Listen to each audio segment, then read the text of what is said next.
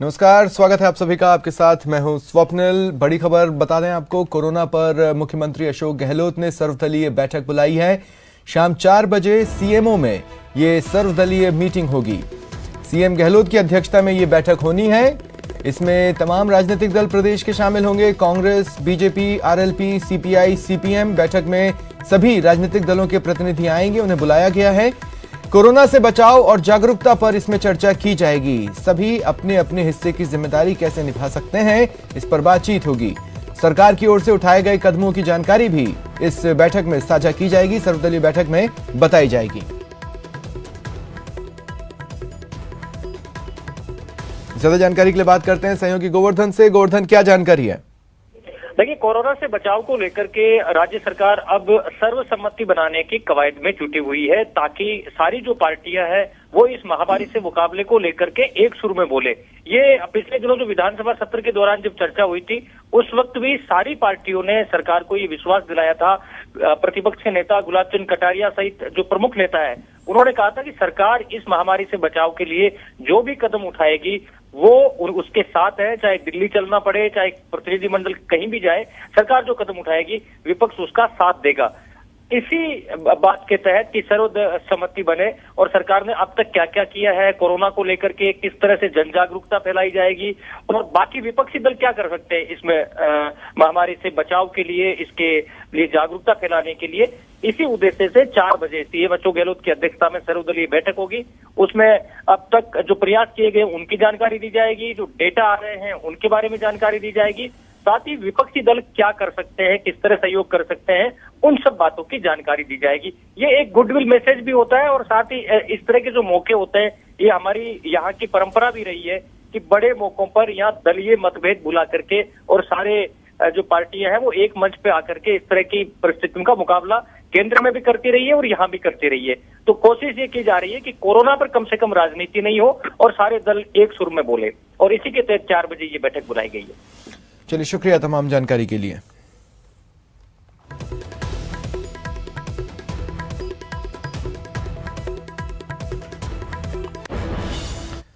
और इस बीच कोरोना को लेकर बीजेपी की ओर से जन जागरूकता अभियान का राजधानी में आज से आगाज हुआ। कोरोना के खिलाफ बीजेपी ने जंग छेड़ दी है। देश भर में आज पार्टी जन जागरण अभियान चला रही है। बीजेपी ने अपने युवा ब्रिगेड को कोरोना को लेकर जागरूकता फैलाने का काम सौंपा है। इसके लिए वो सोशल मीडिया का सहारा भी ले रहे हैं। बीजेपी ने महिला मोर्चे को भी काफी अहम जिम्मेदारी सौंपी है। इसके तहत महिलाएं लोगों को कमल पोटली बांट रही है। व्यवस्थित रूप से एक लाइन लगवाना, व्यवस्थित रूप से। अभियान के दौरान बीजेपी महिला मोर्चा की ओर से महिलाओं को कोरोना की एक रक्षा पोटली वितरित की गई। महिला मोर्चा के पदाधिकारियों से बात की संवाददाता सौरभ गृहस्थी ने।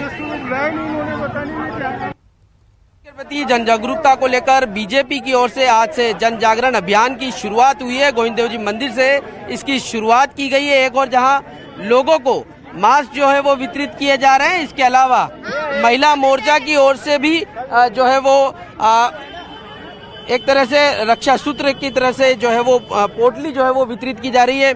किस प्रकार की पोटली है, क्या कुछ खास है इसमें? देखिए, इसमें लौंग है, जावित्री है, कपूर है। बेसिकली महिलाओं के पास होता क्या है, महिलाओं के पास औषधि, घर में ही औषधि का भंडार होता है और इसी भंडार में से हमने औषधि को निकाला है और लोगों में ये वितरित करते हुए एक मैसेज दे रहे हैं, एक मास मैसेज है कि डरना नहीं है, हमें आइसोलेटेड होने से पहले अपना बचाव भी करना है और कम से कम बाहर निकलना है और इन औषधियों का उपयोग करना है, अपने पास रखना है। किस प्रकार की औषधियाँ और इनसे क्या कुछ फायदे होंगे? देखिए, पुरातन से और आधुनिक तक हम लोग लौंग का, जावित्री का, कपूर का, इनका इस्तेमाल घर में भी करते हैं। पूजा में भी शुद्धि के लिए इन्हीं चीजों को यूज किया जाता है। क्योंकि वैक्सीन किसी तरीके का नहीं मिला है, किसी तरह की R&D इस पर नहीं हुई है, तो यही एक R&D हम लोगों के गृह में है जो महिला मोर्चा यहाँ लेकर आया है और करीब 5000 पोटली का वितरण यहाँ पर है और मंडल वाइज इसका पूरा वितरण किया जाएगा। जयपुर शहर, राजस्थान और पूरा देश और विदेश इस कोरोना वायरस से बचा रहे, ऐसी शुभकामनाएं हम देते हैं कि किसी को भी वायरस न हो और अधिक से अधिक प्राकृतिक औषधियों का इस्तेमाल करें। प्राकृतिक औषधियों का इस्तेमाल करें, इस प्रकार के जो है वो पोटली का वितरण किया जा रहा है। साथ ही एक तरह से ये पैम्पलेट भी वितरित किया जा रहा है जिसमें क्या कुछ करना है लोगों को, इस प्रकार की जागरूकता जो है संदेश देते हुए इस प्रकार के पैम्पलेट भी जो है वो वितरित किए गए और मास्क का जो है वितरण कार्यक्रम एक तरह से पूरा हो चुका है। अब ये जो मास्क जो है वो अब दूसरे क्षेत्रों में भी वितरित किए जाएंगे। कैमरा पर्सन राजकुमार के साथ सौरभ गृहस्थी, न्यूज 18 राजस्थान, जयपुर। अभियान की शुरुआत में बीजेपी नेताओं और कार्यकर्ताओं में ही जागरूकता की कमी नजर आई। केंद्र सरकार ने लोगों को एक दूसरे से करीब 1 मीटर तक की दूरी रखने की सलाह दी है, लेकिन गोविंद देव जी मंदिर से जागरूकता अभियान के दौरान अलग ही नजारा दिखा।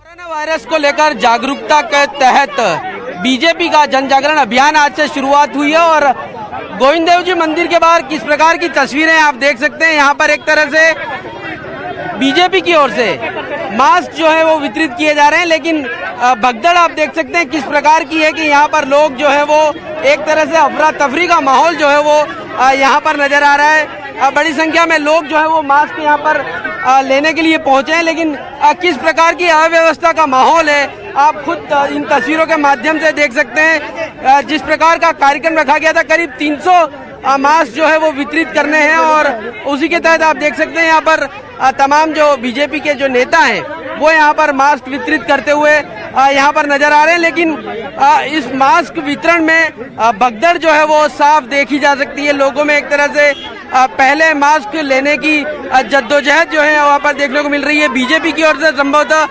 पहले से व्यवस्था जो है वो इस प्रकार की नहीं की गई थी कि जो है वो लोग आसानी से जो है वो मास्क ले पाए और किसी प्रकार की दिक्कत जो है वो यहाँ पर नहीं हो। अशोक सैनी जी हमारे साथ हैं, उनसे बात करने की कोशिश करते हैं। अशोक सैनी जी, जिस प्रकार की व्यवस्था आप लोगों ने की जानी चाहिए थी वो नहीं हुई और भगदड़ हो रही है। देखिए, हमने अपनी तरफ से बहुत अच्छी व्यवस्था करने का प्रयास किया है, लेकिन कोरोना का जो डर है लोगों में इतना ज्यादा, मास्क की इतनी कमी आ रही है बाजार में। हालांकि हमने यहाँ कम से कम 1000 मास्क मंगा रखे हैं और मोस्टली हर व्यक्ति को देने का प्रयास कर रहे हैं, पर थोड़ा जनता में यूं है कि भी हमें मास्क नहीं मिल पाएगा, इसलिए थोड़ा इनके भगदड़ है। हम प्रयास करेंगे यहाँ जितने भी लोग आ रहे हैं सबको हम मास्क देके जाए और हमारा प्रयास भी है समाज में जागरूकता फैले। एक समाज सेवा से जुड़ा हुआ काम हमने करने का प्रयास किया है और जैसे हमने नारा दिया कि युवा मोर्चा ने ठाना है कोरोना को भगाना है। लेकिन जिस प्रकार से व्यवस्था की जानी चाहिए थी कि लोगों को आसानी से मास्क मिल पाए वो कम से कम नहीं हो पाई। देखिए, हमारे कार्यकर्ता लगे हुए व्यवस्था में, पर जनता में थोड़ा सा यूं रहता है कि भी मुझे मिल जाए मुझे मिल जाए, वो स्वयं में भगदड़ कर रहे, बहुत ज्यादा नहीं है, फिर भी हम प्रयास करें सबको। आगे किस प्रकार के कार्यक्रम आप लोगों को आगे ये जो हमारे कार्यक्रम प्रयास करेंगे, राजस्थान में अधिकाधिक लोगों को हर जिला मुख्यालय पे, हर विधानसभा मुख्यालय के ऊपर ऐसे मास्क वितरण के कार्यक्रम हम लोग कर सके। और आज ये हमने यहाँ प्रारंभ किया है। हमारे वरिष्ठ नेता राजेंद्र गहलोत जी यहाँ पधार चुके हैं और हमारा रहता प्रयास के पूरे राजस्थान में से मास्क वितरण करके। Thank you. तो आप देख सकते हैं जिन बीजेपी की ओर से कहना है कि इस प्रकार का जन जागरूकता कार्यक्रम जो है वो दूसरी जगह भी चलाया जाएगा, लेकिन पहले कार्यक्रम की शुरुआत जो है वो एक तरह से अव्यवस्थित रूप से हुई है और अव्यवस्था का आलम जो है वो यहाँ पर साफ नजर आ रहा है। एक तरह से लोग जो है वो मास्क की जद्दोजहद करते हुए साफ जो है वो नजर आ रहे हैं। लेकिन जिस प्रकार से कार्यक्रम की शुरुआत हुई है और राजेंद्र गहलोत भी बीजेपी के जो राज्यसभा जो प्रत्याशी है वो भी यहाँ पर पहुंच चुके हैं, लेकिन वो खुद भी जो है वो अव्यवस्था में उलझे हुए हैं। कैमरा पर्सन राजकुमार के साथ सौरभ गृहस्थी, न्यूज 18 राजस्थान, जयपुर। जयपुर में कोरोना के खिलाफ लोगों में जागरूकता पैदा करने के मकसद से मंत्री लालचंद कटारिया लोगों के बीच पहुंचे। मंत्री कटारिया ने पार्कों में लोगों को कोरोना से सतर्क रहने का आह्वान किया। खुद चेहरे पर मास्क लगाकर लोगों को मास्क और सैनिटाइजर बांटे। वैशाली नगर में कई संस्थाओं ने भी मंत्री के साथ पार्कों में ऐसे आयोजन कर कोरोना के प्रति लोगों को सावधान रहने का आह्वान किया।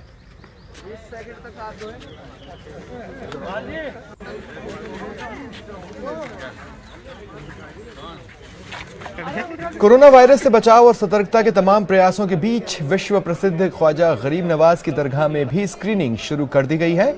अजमेर शरीफ में रोजाना देश के अलग अलग हिस्सों से हजारों जायरीन पहुंचते हैं। इसे देखते हुए स्वास्थ्य महकमे ने यहां अपनी टीमें मुस्तैद कर दी हैं, जो हर आने जाने वाले जायरीन की स्क्रीनिंग कर रही है और किसी भी तरह के संदिग्ध लक्षण मिलने पर प्राथमिक उपचार कर रही है। साथ ही दरगाह कमेटी और अंजुमन कमेटी की ओर से भी जायरीन को सलाह दी गई है कि वे घबराएं नहीं, अपने और साथ वालों का ध्यान रखें। संवाददाता अभिजीत दवे ने अजमेर दरगाह में कोरोना वायरस से बचाव के प्रयासों का जायजा लिया। स्तर पर महामारी बन चुका कोरोना वायरस को लेकर तमाम जगहों पर सतर्कता और एहतियात बरती जा रही है। हम इस वक्त अजमेर दरगाह शरीफ में हैं, जहां पर आप देख सकते हैं बड़ी संख्या में हज़ारों की तादाद में ज़ायरीन यहां पर रोज़ाना पहुंचते हैं। इस लिहाज से देश के कोने कोने से ज़ायरीन पहुंचते हैं, लिहाजा इसका कोरोना वायरस का एक संभावित संशय और भय जो है वो दरगाह में भी बना रहता है। इस लिहाज से यहाँ पर भी तमाम एहतियात और सतर्कता बरती गई है। जो तमाम दरगाह के प्रवेश के द्वार है वहाँ पर जो पुलिसकर्मी तैनात रहते हैं उन्होंने चेहरे पे मास्क लगा रखे हैं। इसके साथ साथ जो दरगाह में काम करने वाली दो बड़ी संस्थाएं हैं, खादिमों की संस्था अंजुमन कमेटी और इसकी एडमिनिस्ट्रेटिव पावर संभालने वाली दरगाह। जयपुर से बड़ी खबर मिल रही है, यहाँ छात्रों ने हंगामा किया है। जानकारी मिल रही है कि एग्रीकल्चर स्टूडेंट्स हंगामा कर रहे हैं। ये सीधी तस्वीरें आपकी टीवी स्क्रीन पर, और तस्वीरों में आप देख सकते हैं बस को आग के हवाले कर दिया गया है। चलिए ये लाइव तस्वीरों के साथ हमारे सहयोगी महेश जुड़ रहे हैं। महेश, क्या हुआ?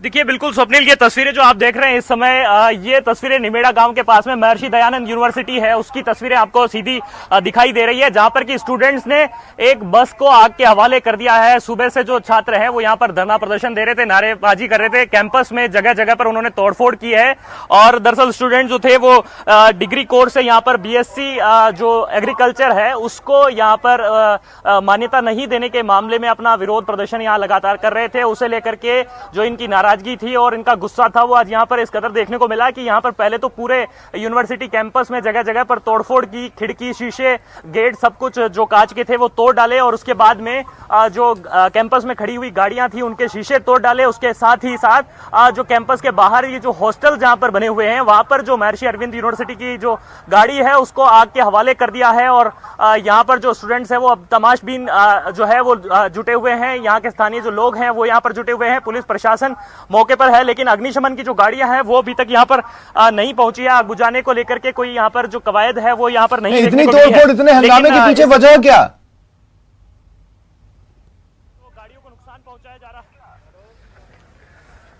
एक एक करके जिस तरह से गाड़ियों को यहाँ पर नुकसान पहुंचाया जा रहा है, यूनिवर्सिटी प्रशासन भी जो है वो यहाँ पर जो छात्रों को मनाने में है वो कामयाब नहीं हो सका है। और जो छात्र है वो यहाँ पर खासतौर पर कैंपस के बाहर आकर के अब नारेबाजी कर रहे हैं। दूर जो है लोग यहाँ पर जुटे हुए हैं। या किसी भी समय इस गाड़ी से भी, क्योंकि ब्लास्ट हो सकता है, इसमें इंजन में अगर आग लग जाती है तो इससे बड़ा नुकसान यहाँ पर हो सकता है। लेकिन फिलहाल जो अग्निशमन है उसका कोई वाहन यहाँ पर दिखाई नहीं दे रहा है, ना ही कोई इस गाड़ी की जो आग है उसको बुझाने की कोशिशें यहाँ पर जो है वो की जा रही है। पुलिस प्रशासन यहाँ पर जरूर मौके पर है और जो स्थानीय लोग हैं वो यहाँ पर जमा हुए हैं, लेकिन बावजूद इसके जो अभी फिलहाल जिस तरह की आग बुझाने की जो कवायद है वो यहाँ पर शुरू नहीं हो सकी है। स्टूडेंट्स का जो गुस्सा है वो हम उनसे बात कर रहे थे, जो ज्यादातर यहाँ पर स्टूडेंट्स हैं वो उनका यही कहना है कि BSc में उनके दाखिले क्यों लिए गए, जबकि UGC और ICR के द्वारा जो मान्यता है वो यहाँ पर नहीं ली गई थी यूनिवर्सिटी द्वारा। और उसके बाद भी 4 साल का जो कोर्स है वो यहाँ पर करवाया गया यूनिवर्सिटी की ओर से, और उनसे 10-10 हजार रुपए की जो फीस है वो यहाँ पर ली गई। उन्हें हॉस्टल में 4 साल तक गुजारा करना पड़ा, यहाँ पर रहना पड़ा। और उसके बाद भी जब अब बताया जा रहा है कि उनकी डिग्री मान्य नहीं होगी, तो ऐसे में जो उनकी नाराजगी थी वो यहाँ पर वे उसे जायज बता रहे हैं। हालांकि उनका जो तरीका है वो कतई ठीक नहीं कहा जा सकता है। जिस तरह से यहाँ इस संपत्ति में तोड़फोड़ करना और साथ ही में वाहनों को फूंक देना, ये यूनिवर्सिटी का कोई वर्जन आया है इसमें महेश? जिस तरह से आप देख रहे हैं कि उपद्रव की तस्वीर, स्वप्निल यहाँ पर आप देख सकते हैं कि पुलिस की भी यहाँ पर जो है चाक चौबंद नजर आ रही है तस्वीरें। लेकिन जो अग्निशमन की बात जहां तक आपने की है वो अभी तक यहाँ पर नहीं पहुंच सकी है। आग बुझाने के जो इंतजाम है वो यहाँ पर नहीं हो सके हैं। कोशिश करना चाहूंगा यहाँ पर पुलिस के जो अधिकारी हैं मैं उनसे भी बात करूं और जानकारी लूं कि किस तरह की ये जो घटना थी उसको रोकने के लिए क्या कुछ प्रयास। यहाँ पर पुलिस अधिकारी हमारे साथ में इसमें मौजूद है। सर, किस तरह से ये घटना हुई और कैसे पुलिस प्रशासन इसको रोकने में नाकाम हुआ? कि गाड़ी में आग कैसे लगा दिया? गाड़ी रोकने में नाकाम नहीं हुआ। जब इनकी बच्चों की आपस में कोई बात हो रही थी, हमें सूचना मिली, तो हम सूचना मिलते ही पहले यूनिवर्सिटी में गए। यूनिवर्सिटी में हम लोग बातचीत कर रहे थे, तो ये यूनिवर्सिटी से काफी दूर है। ये गली में खड़ी हुई गाड़ी के कोई उन्हीं में से कोई असामाजिक तत्व आके उसको कोई करके गए, उसके हम लोग अनुसंधान कर रहे हैं। बुझाने वाले कोई आए नहीं? बुझाने वाले हमने फायर ब्रिगेड को मैसेज करा दिया। फायर ब्रिगेड जस्ट रवाना हो चुकी, मानसरोवर से आती है। शीशे भी बहुत तोड़े गए अंदर यूनिवर्सिटी? बिल्कुल, उसके जो शीशे वगैरह तोड़े गए उनको जो भी जिन्होंने गड़बड़ करी है, बदमाशी करी है, उनके खिलाफ कार्रवाई की जाए। छात्रों को नामजद किया अभी कोई? या अभी कुछ नहीं नामजद किया। अभी जस्ट हमें पता ही लगा है, अभी जस्ट आए हैं।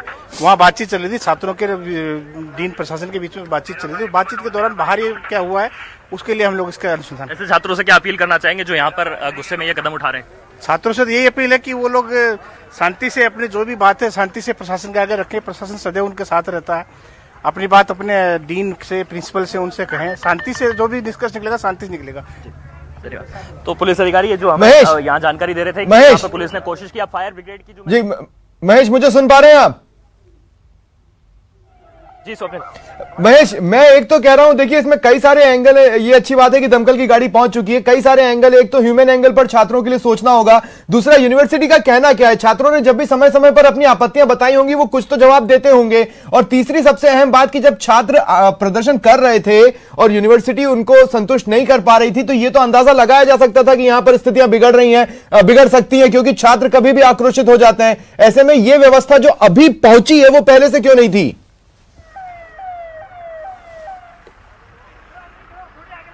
देखिए, जिस तरह से विश्वविद्यालय प्रशासन से हमने बातचीत करने की कोशिश की है, जो छात्रों से लगातार यहाँ पर समझाइश कर रहे थे, वो यहाँ पर नाकाम रहे। विश्वविद्यालय प्रशासन उनको यह समझाने में नाकाम रहा कि जो यूजीसी की जो मान्यता है वो आखिर उन्हें क्यों नहीं मिल सकी है। आईसीआर की जो मान्यता है, जो कि एग्रीकल्चर के कोर्स को चलाने की जो मान्यता का जो मामला पहले भी कई यूनिवर्सिटीज में देखने को मिला था, वैसा ही यह मामला यहाँ पर भी देखने को मिला। उसे लेकर के जो है प्रॉपर तरीके से समझाइश नहीं की जा रही थी।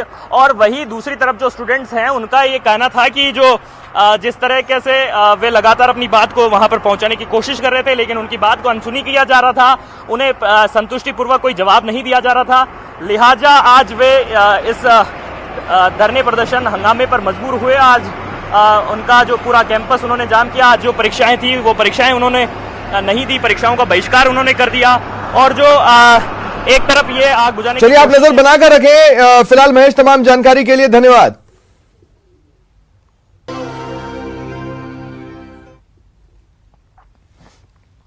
बड़ी खबर मिल रही है। एसओजी राजस्थान की बड़ी कार्रवाई। जयपुर में हथियार सप्लाई गिरोह का पर्दाफाश हुआ है। इनामी बदमाश कुशल्या गिरफ्तार कर लिया गया है। बता दें, कुशल्या एमपी का रहने वाला है, पकड़ लिया गया है। इस पर भारी भरकम इनाम भी घोषित हो रखा था। हथियार सप्लाई गिरोह का पर्दाफाश जयपुर में एसओजी ने किया है। यह बड़ी कार्रवाई, बड़ी सफलता। कल से सभी स्मारकों में पर्यटन बंद हो जाएंगे। ऐतिहासिक इमारतों में पर्यटन बंद होने वाले हैं। हाई लेवल मीटिंग में यह फैसला लिया गया है। कोरोना को लेकर सरकार ने यह अहम फैसला लिया है। हाई लेवल मीटिंग हुई जिसमें फैसला लिया गया। और चलिए सीधा रुख करते हैं सहयोगी अरबाज का, जो इस वक्त हमारे साथ जुड़ रहे हैं। अरबाज, 3-4 दिन के डिले के बाद ही सही, लेकिन सही फैसला। देखिए स्वप्निल, बहुत बड़ा फैसला है। खासतौर पर राजस्थान के लिए पर्यटन बंद करने का फैसला ऐसा है कि जैसे जो आर्थिक मंदी के दौर में सांस लेना रोक दिया जाए, क्योंकि जिस तरह के हालात थे, पर्यटन ही संजीवनी बूटी थी राजस्थान के लिए। और पर्यटन को रोकना तमाम उन लोगों के रोजगार के ऊपर सवाल खड़ा करना है जो कि पर्यटन के जरिए अपने रोजमर्रा की जरूरतों को पूरा करते हैं। उनका शाम का चूल्हा जलता है। 31 मार्च तक राजस्थान के तमाम ऐसे बड़े मॉन्यूमेंट्स जो कि राजस्थान के पुरातत्व एवं संग्रहालय विभाग के अधीन आते हैं, उन्हें बंद रखने के आदेश जारी कर दिए गए हैं। इस दौरान कोई मेला, कोई उत्सव आयोजित नहीं किया जा सकता है, क्योंकि सुबह से ही हम इस खबर पर नजर बनाए हुए थे। कल ही एएसआई ने बड़ा ऐलान कर दिया था। आज जो पूरी दुनिया का सबसे बड़ा पर्यटन स्थल माना जाता है ताजमहल को, उसे बंद रखा गया है पर्यटन से। सबसे बड़े जो कड़े फैसले थे वो इसलिए लेने पड़े क्योंकि कोरोना के प्रसार प्रचार को रोका जा सके, जो संचार के कोई ऐसे साधन या ऐसी स्थिति नहीं बने ताकि ज्यादा गैदरिंग की वजह। ठीक है, चलिए शुक्रिया अरबाज हमारे साथ जुड़ने के लिए और तमाम जानकारी के लिए। और इस बीच कोरोना से डरना नहीं है, कोरोना को हराना है। कोरोना से भागना नहीं बल्कि कोरोना को भगाना है। वायरस से लड़ाई में सरकार पूरी तरह आपके साथ है। आपको बस सावधानी बरतनी है और साफ सफाई का खास तौर से ख्याल रखना है। अगर जरूरत पड़े तो घर में खुद को क्वारंटाइन करें, जागरूक बने और कोरोना से लड़ाई में मदद करें।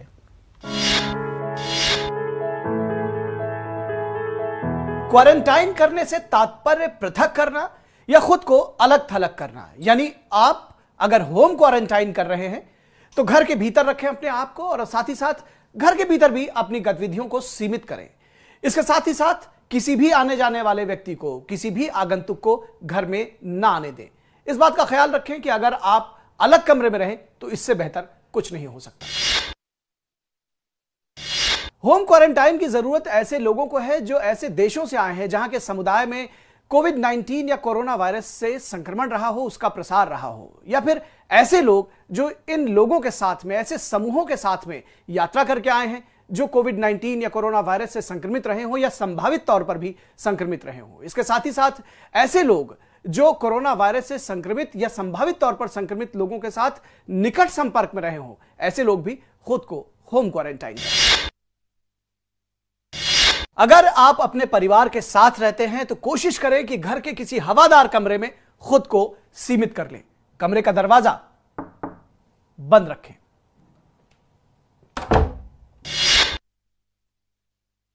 अगर आप अलग कमरे में नहीं रह सकते और एक ही रूम में कई सारे लोग रह रहे हों तो इस बात का विशेष ख्याल रखें कि दूसरे व्यक्तियों के साथ कम से कम 1 मीटर की दूरी बनाकर रखें। एक ही बिस्तर कतई शेयर ना करें। इसके साथ ही साथ इस बात का भी ख्याल रखें कि घर में जो बीमार व्यक्ति हों, बुजुर्ग हों, बच्चे हों या गर्भवती महिलाएं हों तो उनके साथ विशेष दूरी जरूर बनाकर रखें। अलग शौचालय का इस्तेमाल करें। अगर आपके कमरे के साथ अटैच्ड बाथरूम है तो इससे बेहतर कोई बात नहीं हो सकती, लेकिन अगर कई सारे लोग एक ही बाथरूम इस्तेमाल कर रहे हैं, अलग शौचालय नहीं है घर में, तो हर इस्तेमाल के बाद शौचालय को अच्छी तरह से साफ करें। हाथ साबुन से बार बार धोएं और इस बात का खास ख्याल रखें कि हाथ को अच्छी तरीके से धोएं और ये बार बार ये प्रक्रिया अपनाते रहें। इसके साथ ही साथ इस बात का भी विशेष ख्याल रखें कि साबुन और तौलिए जैसी चीजें बिल्कुल भी किसी और के साथ शेयर ना करें।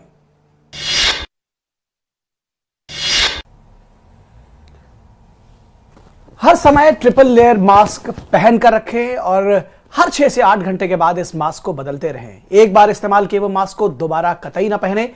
इस बात का विशेष ख्याल रखें कि इस्तेमाल किए हुए मास्क को अच्छी तरीके से ब्लीच से धुलकर फिर उसे नष्ट करें, क्योंकि आपके मास्क के जरिए यह संक्रमण फैल सकता है। इस बात का भी विशेष ख्याल रखें कि इस्तेमाल की अपनी सारी चीजें अलग रखें। आपका चद्दर, आपके बर्तन, आपका तौलिया, आपका फोन, सारी चीजें इस्तेमाल की जो आपकी हैं वो बिल्कुल अलग रहें। आपका वेस्ट या आपका कूड़ा डबल पैक में होना चाहिए और अगर आपका वायरस टेस्ट पॉजिटिव निकलता है तो इसका अलग से निस्तारण होगा, इसे अलग से डिस्पोज ऑफ किया जाएगा।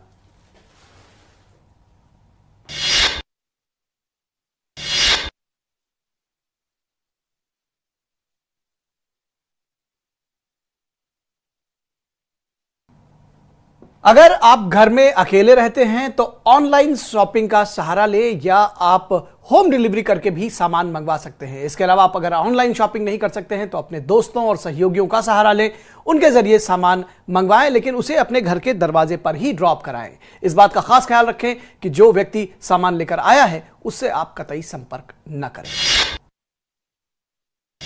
इस बात का भी विशेष ध्यान रखें कि क्वारंटाइन कर रहे व्यक्ति की देखभाल घर का केवल एक व्यक्ति ही करे और ऐसा व्यक्ति जब घर की साफ सफाई कर रहा हो, चद्दरें बदल रहा हो, उसको साफ कर रहा हो तो हाथ में दस्ताने पहन कर रखे और दस्ताने उतारने के बाद अपने हाथ अच्छी तरह से धोए। अगर आपके अंदर जुकाम या बुखार जैसे कोरोना वायरस से संक्रमण या कोविड-19 के लक्षण उत्पन्न होते हैं तो नजदीकी स्वास्थ्य केंद्र या अस्पताल पर फोन करिए। सीधे अस्पताल मत पहुंच जाइए या फिर हेल्पलाइन नंबर 011-2397-8046 पर फोन करके अपनी स्थिति के बारे में जानकारी दीजिए और वहां से सहायता मांगिए। सीधे अस्पताल या स्वास्थ्य केंद्र मत पहुंच जाइए। यानी पैनिक करने की जरूरत नहीं है। सावधानियां बरतिए, जागरूक बनिए और कोरोना वायरस के प्रसार को रोकिए।